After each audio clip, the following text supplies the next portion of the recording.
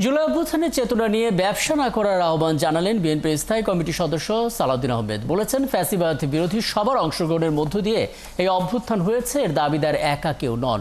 সন্ধ্যায় ঢাকা বিশ্ববিদ্যালয়ের টিএসসি মিলনায়তনে স্ফুলিঙ্গ থেকে দাবানল অভ্যুত্থানের অজানা অধ্যায় এই শিরোনামের এক বইয়ের মোড়ক উন্মোচন অনুষ্ঠানে এসব কথা বলেন তিনি।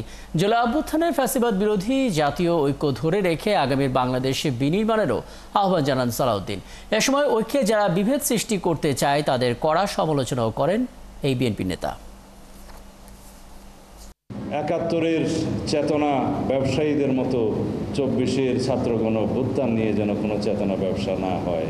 আমরা মর্যাদাবান করার পরিবর্তে পরস্পরকে পরস্পর অপমানিত করার সুযোগ নিচ্ছি। কেন জানি না, আমাদের মধ্যে সেই চর্চা ইদানিং শুরু হয়ে গিয়েছে। তার মধ্যে আমাদেরকে চিন্তা করতে হবে